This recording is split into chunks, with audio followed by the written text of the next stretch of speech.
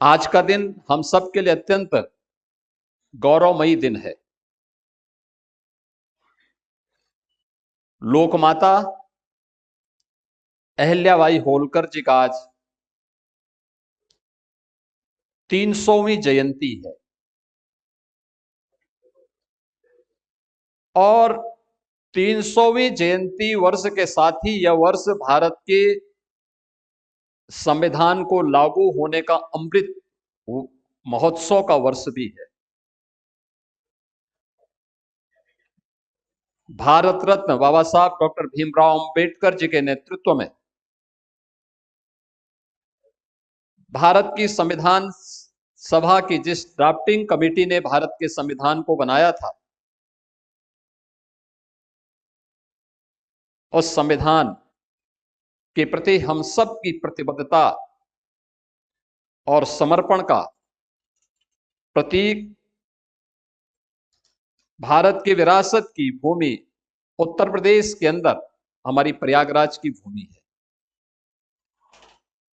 प्राचीन काल से ही यह भूमि मां गंगा, मां यमुना और मां सरस्वती की त्रिवेणी के साथ ही आधुनिक भारत के धर्म, ज्ञान और न्याय की भूमि के रूप में भी प्रयागराज देश और दुनिया का ध्यान आकर्षित करता है। प्रयागराज की भूमि महाकुंभ की भूमि भी है और महाकुंभ का दर्शन करके, महाकुंभ में त्रिवेणी में के संगम में डुबकी लगा करके कौन ऐसा भारतीय रहा होगा जिसने अपने आप को अपनी विरासत के साथ जुड़ने में गौरव की अनुभूति न किया हो। और मैं इस अवसर पर, इस प्रयागराज की इस पावन धरा पर आज भारत के माननीय न्यायाधिपति, मुख्य न्यायाधिपति माननीय श्री गवई जी और उच्चतम न्यायालय के हमारे इतने शीर्ष माननीय न्यायमूर्तिगण आज यहां पर उपस्थित हुए हैं और केंद्रीय कानून मंत्री भी इस अवसर पर उपस्थित हुए हैं। तो मैं उत्तर प्रदेश की सरकार की ओर से, उत्तर प्रदेश वासियों की ओर से और आप सभी अधिवक्ताओं की ओर से भी उनका हृदय से स्वागत और अभिनंदन करता हूं। याद करिए, इसी इलाहाबाद उच्च न्यायालय में 2018 में 2017 में देश के यशस्वी प्रधानमंत्री जी का आगमन हुआ था और उस समय उन्होंने एक बात कही थी कि सुशासन की पहली शर्त है रूल ऑफ लॉ, कानून का शासन। तो कानून का शासन, इसमें बार और बेंच के साथ साथ वादकारी का महत्व भी उतना ही है और उतना ही महत्व होने के नाते हम लोग अक्सर देखते थे, लोग बोलते थे इस बारे में कि अधिवक्ता बड़ा गुस्सेल होता है। तो हम बोलते थे, भाई देखो किन परिस्थितियों में कार्य कर रहा है। घर की परिस्थिति अलग, न्यायालय की अलग, और जब उसके चैम्बर में कोई वादकारी जाता है तो दिन में ही उसको सूरज दिखाई देता था, तारे दिखाई देते थे। टूटा हुआ चैम्बर, पेड़ के नीचे बैठकर और न्याय की जद्दोजहद करता हुआ दिखाई देता है। और मैं इलाहाबाद उच्च न्यायालय के अपने मुख्य न्यायमूर्ति जी को और यहां के सभी मान्य न्यायमूर्तियों को, बार एसोसिएशन और एडवोकेट एसोसिएशन के सभी पदाधिकारियों को हृदय से इस अवसर पर बधाई देता हूं कि अपने आप में कैसा इंफ्रास्ट्रक्चर होना चाहिए। और ये मॉडल अपने आप में है, ये केवल मॉडल केवल बार और बेंच के लिए नहीं,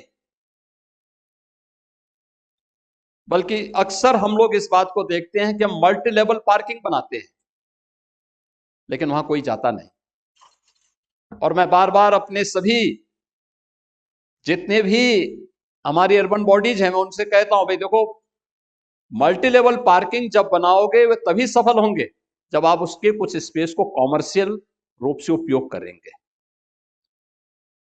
उसमें दीजिए उस प्रकार की व्यवस्था। मुझे आज से 5 वर्ष पहले गोरखपुर में वहां पर विकास प्राधिकरण ने एक मल्टी लेवल पार्किंग बनाई थी, लगभग 6 वर्ष पहले बनाया उन्होंने। वो चला नहीं। मैंने कहा चलेगा भी नहीं। मैंने कहा एक काम करो, इसमें अंतिम 2 फ्लोर में कुछ कॉमर्शियल स्पेस दे करके उसको संचालित करिए और फिर मैं उसके बाद आपसे बात करूंगा। उन्होंने जैसे बनाया, आज वो पूरा कॉम्प्लेक्स पूरा फुल होता है। जो लोग सड़कों पे अपने वाहन खड़ा करते थे, जहां तहां खड़ा करते थे, वे लोग भी अब वहां उस मल्टी लेवल पार्किंग में अपने वाहन खड़ा करते हैं और कॉम्प्लेक्स में जाकर के वहां की सुविधाओं का आनंद भी लेते हैं। और मुझे लगता है कि उससे बेहतरीन एक व्यवस्था आपने यहां पर दी है। मल्टी लेवल पार्किंग के साथ साथ अधिवक्ताओं के चैम्बर, उनके लिए कैफेटेरिया भी दिया है, आधुनिक किचन भी दिया है और सभी प्रकार के कॉन्फ्रेंसेस के लिए भी यहां पर उस प्रकार की सुविधा यहां पर आज एक साथ देखने को मिल रही है। और यह इंफ्रास्ट्रक्चर के लिए एक नया मॉडल हो सकता है कि अधिवक्ताओं के चैम्बर, और मैं मानता हूं कि अब ये वातानुकूलित चैम्बर आपके गुस्से को शांत जरूर करेगा।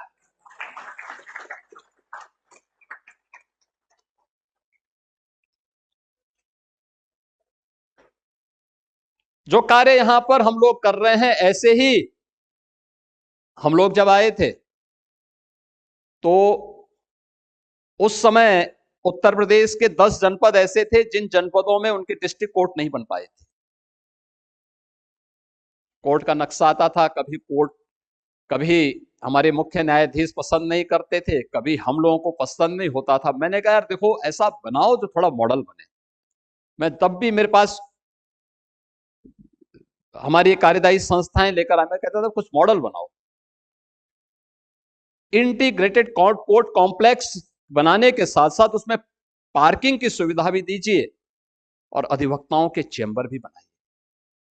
अधिवक्ताओं का आप उससे अलग मत करिए, अच्छी सुविधा दीजिए। और मुझे बताते हुए प्रसन्नता है कि जो प्रपोजल हम लोगों ने दिया था, उनमें से 7 जनपदों को तो यहां से अप्रूवल मिल चुका है और हमने उसके लिए पैसा भी 1700 करोड़ रुपए उसके लिए हम जारी कर चुके हैं। 3 अन्य जनपदों के लिए उन मामलों को भी बड़ी कृपा से, यहां से वे मामले न्यायालय में ही लंबित थे, उनका निस्तारण भी हो चुका है और उनको भी हम लोग उन जनपदों में दे रहे हैं। यह अपने आप में एक मॉडल बनने जा रहा है, क्योंकि इंटीग्रेटेड कोर्ट कॉम्प्लेक्स जब बनेगा, एक छत के नीचे सभी प्रकार की सुविधाएं, न्यायिक कार्यों से संबंधित सुविधाएं वादकारी को वहां प्राप्त हो पाएंगी। अधिवक्ताओं के लिए अच्छे चेंबर भी वहां उपलब्ध होंगे, कार पार्किंग की सुविधा भी होगी और उसी कॉम्प्लेक्स में हम न्यायमूर्तियों के लिए या फिर वहां के लिए जो न्यायिक अधिकारी हैं, उन न्यायिक अधिकारियों के लिए आवासीय सुविधा भी वहां पे उपलब्ध करवाने की व्यवस्था कर रहे हैं। और ये अपने आप में अच्छे एक कॉम्प्लेक्स के निर्माण की दिशा में जो प्रयास प्रारंभ हुआ है, यह भी अपने आप में एक मॉडल बनेगा। इसके अलावा केंद्र और राज्य सरकार मिलकर के जनपदीय न्यायालयों में भी अधिक से अधिक सुविधाएं उपलब्ध करवाने के साथ साथ अधिवक्ताओं की उन समस्याओं के समाधान के लिए भी जो अधिवक्ता निधि थी, अधिवक्ता निधि की राशि को हम लोगों ने 1.5 लाख से बढ़ा के 5 लाख कर दिया है और आयु सीमा को भी बढ़ा करके अब 70 वर्ष कर 60 साल से बढ़ा के 70 वर्ष कर दिया है। उसके लिए कॉर्पस फंड भी हमने 500 करोड़ रुपए अलग से दे दिया है कि न्यासी समिति इस पैसे का उपयोग समय समय पर, जैसे ही किसी अधिवक्ता के साथ कोई घटना दुर्घटना हो तो उस अधिवक्ता समिति की, न्यासी समिति उस परिवार को यह सुविधा तत्काल उपलब्ध करवा दे। अन्य सुविधाओं के साथ साथ जो नए अधिवक्ता बन रहे हैं, उन नए अधिवक्ताओं को पहले 3 वर्ष तक उनकी जर्नल के लिए, उनकी मैगजीन के लिए, अन्य पुस्तकों के लिए भी हम लोग यहां से सहायता उपलब्ध करवा रहे हैं। आज के इस अवसर पर मैं राज्य सरकार की ओर से इस बात के लिए आश्वस्त करता हूं, आपका बेहतरीन इंफ्रास्ट्रक्चर हमें इस बात के लिए आश्वस्त करता है कि न्याय की गति इतनी ही तेजी से बढ़कर के प्रगति को एक नया आयाम देगी। और यह उस बात का उदाहरण भी है, क्योंकि हमारे लिए बहुत कठिन होता, अत्यंत चुनौतीपूर्ण होता। प्रयागराज में महाकुंभ का आयोजन सफलतापूर्वक हुआ। 66 करोड़ से अधिक देश और विदेश से आने वाला श्रद्धालु जो भी आया अभिभूत होकर के गया। लेकिन इसमें बड़ी भूमिका हमारे इलाहाबाद उच्च न्यायालय की भी है। इलाहाबाद उच्च न्यायालय की इसलिए भी है कि अगर हमारे किसी कार्य को एक बार स्टे कर देते तो कुंभ के पहले तो नहीं पूरा हो पाता लेकिन वो कार्य उन्होंने स्वयं अपने स्तर पर लग करके उस कार्यक्रम को आगे बढ़ाया और पूरा आयोजन कुशलतापूर्वक संपन्न हुआ और प्रयागराज को एक पहचान मिली। आयोजन इतने बड़े स्तर पर हो सकता है, सभी लोग मिल करके एक साथ बाबा साहब भीमराव अंबेडकर के द्वारा बनाए गए संविधान की भावनाओं के अनुरूप अपनी अपनी जिम्मेदारियों का निर्वहन कर पाएंगे तो परिणाम लाए जा सकते हैं। उस परिणाम को उस अवसर पर लाने में सफलता प्राप्त हुई थी और मैं इस बात के लिए आपको आश्वस्त करता हूं कि अब ये मल्टी लेवल पार्किंग और अधिवक्ताओं के जो बेहतरीन चेंबर बने हैं, इस हमारी सारी जिम्मेदारी तो अब यहाँ पे माननीय उच्च न्यायालय और यहाँ के जितने भी एसोसिएशन है सब मिलकर के करेंगे। लेकिन इसका एक्सटेंशन जो होगा, उस एक्सटेंशन के लिए जो भी धनराशि लगेगी उसके लिए भी हम धनराशि बहुत शीघ्र उपलब्ध करवाने जा रहे हैं, जिससे न्याय की इस भूमि में, ज्ञान की इस भूमि में और धर्म की इस धारा में हम और भी बेहतर कर पाएंगे, जिससे उत्तर प्रदेश के वादकारी को समयबद्ध तरीके से न्याय प्राप्त हो सके। मैं आज के इस अवसर पर एक बार फिर से भारत के मुख्य न्यायाधिपति माननीय गवई जी का, इस अवसर पर उपस्थित माननीय न्यायमूर्ति श्री सूर्यकांत जी का, माननीय न्यायमूर्ति श्री विक्रमनाथ जी का, माननीय न्यायमूर्ति श्री JK माहेश्वरी जी का, माननीय न्यायमूर्ति श्री पंकज मित्तल जी का और माननीय न्यायमूर्ति श्री मनोज मिश्रा जी का, केंद्रीय कानून मंत्री माननीय श्री मेघवाल जी का उत्तर प्रदेश सरकार की ओर से और उत्तर प्रदेश की जनता जनार्दन की ओर से हृदय से स्वागत करता हूं, अभिनंदन करता हूं। धन्यवाद। जय हिंद।